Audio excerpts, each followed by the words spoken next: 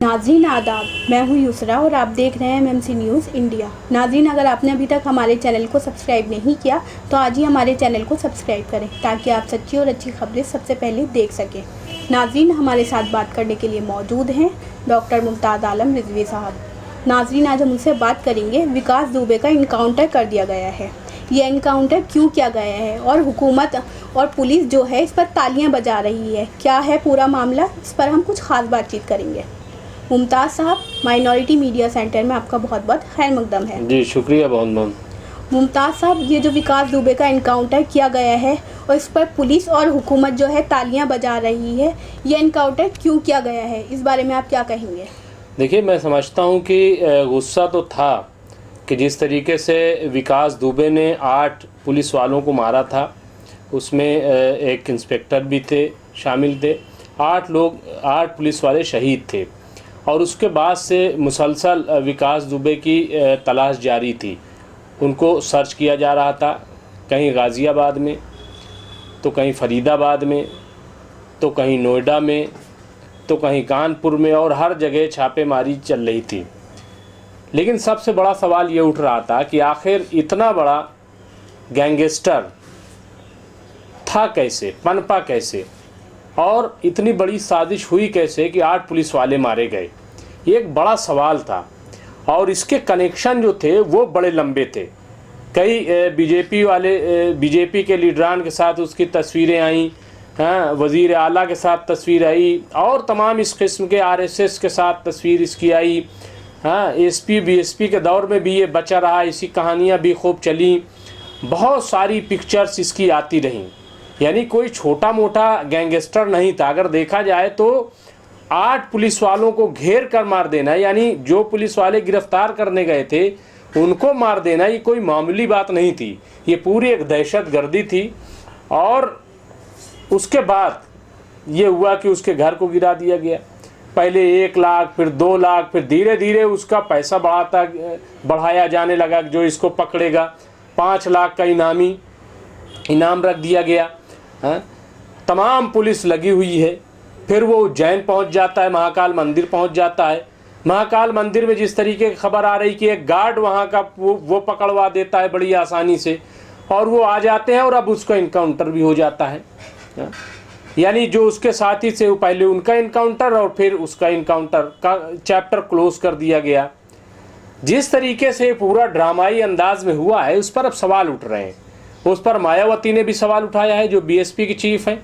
अखिलेश यादव ने भी सवाल उठाया है। प्रियंका गांधी, कांग्रेस की जनरल सेक्रेटरी, उन्होंने, दिग्विजय सिंह ने, ममता बनर्जी की पार्टी ने सवाल उठाया। अपोजिशन ने मुसलसल ये सवाल उठाया है कि आखिर इस तरीके से उसका इनकाउंटर क्यों कर दिया गया। उसको जिंदा रखा जाना चाहिए था और उससे पूछताछ होनी चाहिए थी। और जो ये बात आ रही थी कि इसके रिश्ते कहाँ से, इसके कनेक्शन कहाँ से मिल रहे हैं, तो ये तमाम चीज़ें जो है वो सामने आनी चाहिए थी। मैंने सुना कि जिंदाबाद, पुलिस जिंदाबाद के नारे लगे। सवाल ये है कि पुलिस भी तो दागदार है इसमें, है क्या? जो लोग मारे गए पुलिस वाले और जो उसके मुखबिर थे वो कौन थे? उसका साथ देने वाले कौन लोग शामिल थे? उससे पुलिस वाले ही शामिल थे। तो अब वाहवाही किस बात की है, जिंदाबाद किस बात की है? हमारी आईबी सिस्टम फेल हो गया, हमारा पुलिस सिस्टम फेल हो गया, हमारी सरकार नाकाम हो गई, इसके बावजूद जिंदाबाद। वाह भाई वाह, यह अजीबोगरीब बात है। क्या एक किसी को पकड़ के और उसकी तहकीक न करके उसका इनकाउंटर कर देना कस्टडी में लेकर के, ये बहादुरी है कि सच्चाई तक पहुंचना बहादुरी है? आखिर ये इतना बड़ा एक गांव में बैठा शख्स इतना ताकतवर कैसे हो जाता है? क्या बगैर किसी सरपरस्ती के? कहां से उसके पास इतने असलहे आ जाते हैं? कहां से उसके पास इतनी बड़ी दौलत आ जाती है? कहां से उसको ठेके मिलते हैं? ये सब कौन, अब कैसे पता चलेगा? तो मैं समझता हूं कि ये जो इनकाउंटर है ये कोई ऐसी शाबाशी और वाहवाही की बात नहीं है। मैं समझता हूं कि ये सिस्टम की नाकामी है, इससे ज़्यादा मैं क्या कहूं। जी मुमताज़ साहब, आपको नहीं लगता ये एनकाउंटर जो है फर्जी है, इस पूरे मामले को दबाने के लिए किया गया है ये सब कुछ? देखिए, जिस तरीके से इनकाउंटर होते हैं हम सब जानते हैं। सवाल ये है कि अगर वाकई वो भागना चाहता था विकास दुबे, तो फिर उज्जैन में इतनी आसानी से पकड़ा कैसे गया, कैसे पकड़ लिया गया उसको, कैसे वो इतनी आसानी से आ गया। और फिर गाड़ी पलटी और फिर वो रिवॉल्वर ले लिया, जैसे इससे पहले जो जिस तरीके के इनकाउंटर हुए, जैसा कि दिग्विजय सिंह ने भी कहा,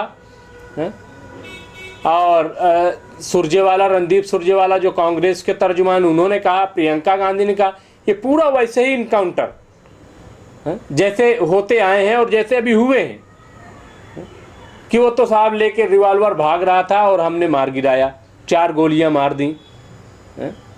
और ये तो खदशा जाहिर किया जा रहा था कि उसको पकड़ेंगे और मार देंगे। लेकिन जिस तरीके से वो उज्जैन में बड़ी आसानी से पकड़ा गया और उसको लाया जा रहा था और पूरी एक स्टोरी चल रही थी, और फिर आज सुबह 3 बजे ये आया कि उसका इनकाउंटर कर दिया गया, मुझे तो मतलब नहीं लगता है कि वो इतना ज़्यादा वो हो जाएगा। साहब वो भागने लगा था, अगर वो भागना चाहता तो मैं नहीं समझता कि जो आदमी यूपी से निकल के उज्जैन पहुंच गया हो, फिर वो कहीं भी जा सकता था, वो तो नेपाल ही भाग सकता था और कहीं भाग सकता था। तो मैं तो देखिए, आपने सवाल किया कि फर्जी है क्या है, मैं इस पर क्या कहूँ, लेकिन जो चीज़ें दिख रही हैं उससे तो ये सवाल ज़रूर उठता है कि इस पूरे मामले की जांच होनी चाहिए, जैसा कि अपोजिशन पार्टियों ने मांग की है कि इसकी सीबीआई जांच हो और इसकी अदालती जांच हो। इसकी बाकायदा जो है सुप्रीम कोर्ट की सिटिंग जज की निगरानी में इस पूरे मामले की जांच हो कि आया ये इनकाउंटर कैसे हुआ और इसके लिंक, इसके तार कैसे, कहाँ से जुड़े हुए थे, और जो भी बातचीत हुई है इस दौरान फ़ोन पर, वो सारे रिकॉर्ड जो है वो सामने आने चाहिए। जी मुमताज़ साहब, अब ये जो पूरा मामला है सुप्रीम कोर्ट में पहुंचा है, आपको क्या लगता है कि इस मामले की आले सतही जांच होगी, क्या नतीजा बरामद होगा? देखिए, ये मामला हमने भी अभी सुना है कि मामला सुप्रीम कोर्ट गया है, और मैं समझता हूँ ये मामला सुप्रीम कोर्ट इसीलिए गया होगा कि इसकी आला सतही जांच हो। और चूँकि सुप्रीम कोर्ट की भी गाइडलाइन है इनकाउंटर के ताल्लुक से भी, कोई इस तरीके से ये कस्टोडियल किलिंग नहीं कर सकता, यानी किसी को पकड़ के इस तरीके से नहीं मार सकता। तो अब इसमें अगर वाकई इसको ये फर्जी इनकाउंटर है, तो इसमें जो लोग इन्वॉल्व हैं वो भी सब शामिल होंगे, वो भी सब इसमें फंसेंगे कि आखिर ऐसे इनकाउंटर क्यों किया गया। ये वाहवाही की बात नहीं है, मैं फिर कह रहा हूँ कि ये कोई ऐसी वाहवाही की बात नहीं है। सवाल ये है कि ये इतना बड़ा गैंगस्टर पनपा कैसे। तो अब ये मामला सुप्रीम कोर्ट पहुंचा है, अब देखना ये है कि इस मामले की किस तरीके से सुनवाई होती है, क्या उसका पूरा स्ट्रक्चर होता है, कौन लोग इसमें पिटीशन दाखिल कर रहे हैं, क्या ये पूरा मामला देखने वाली बात होगी। और चूंकि इस मामले में ये डिमांड भी की जा रही है कि इसकी आला सतही जांच की जाए, तो सुप्रीम कोर्ट का इस ताल्लुक से क्या रवैया है ये भी हमें देखना होगा। लेकिन बहरहाल ये जो कुछ तस्वीर सामने आई है बहुत ही अफसोसनाक है। मैं इसको कोई रिवार्ड देने वाला नहीं हूँ कि बहुत बड़ा कारनामा किया गया है।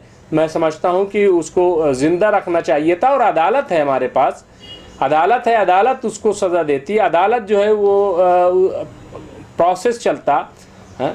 लेकिन अगर मान लीजिए उसने सरेंडर भी किया है तब भी इनकाउंटर नहीं होना चाहिए था। अगर जो सरेंडर करेगा वो भागेगा क्यों? और अगर सरेंडर कर रहा है और आप उसको मार रहे हैं तो मैं समझता हूँ कि ये चीज़ ठीक नहीं है।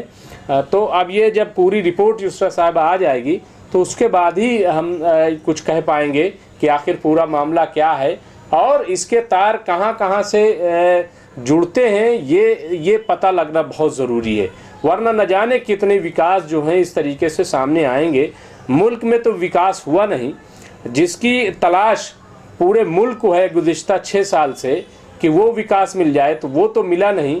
लेकिन एक ऐसा विकास मिला जिसने सब किए धरे पर पानी फेर दिया, जिसने मतलब सर शर्म से झुका दिया।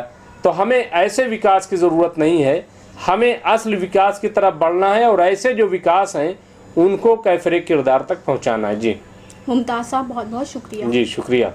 नाज़रीन, आज हमारे साथ बात करने के लिए मौजूद थे डॉक्टर मुमताज़ आलम रिजवी साहब। नाज़रीन, आज हमने उनसे बात की विकास दुबे के मामले के बारे में। विकास दुबे का आज इनकाउंटर कर दिया गया है। इसमें कई सवालात उठ रहे हैं, अपोजिशन भी सवाल उठा रही है कि जब विकास दुबे ने खुद सुपुर्दगी कर दी थी तो फिर उसका आखिर इनकाउंटर क्यों किया गया। विकास दुबे की ऐसी भी कुछ खबरें सामने आ रही हैं, ऐसी तस्वीरें सामने आ रही हैं जिससे ऐसा मालूम होता है कि विकास दुबे का जो कनेक्शन था बड़े बड़े लीडरान से था। इस बारे में हमने कुछ ख़ास बातचीत की। तो नाज़रीन, हम फिर हाजिर होंगे कुछ बड़ी खबरों के साथ। तब तक के लिए हमें दीजिए इजाज़त और देखते रहिए MMC न्यूज़ इंडिया और हमारे चैनल को ज़्यादा से ज़्यादा सब्सक्राइब कीजिए। शुक्रिया। खुदा हाफिज़।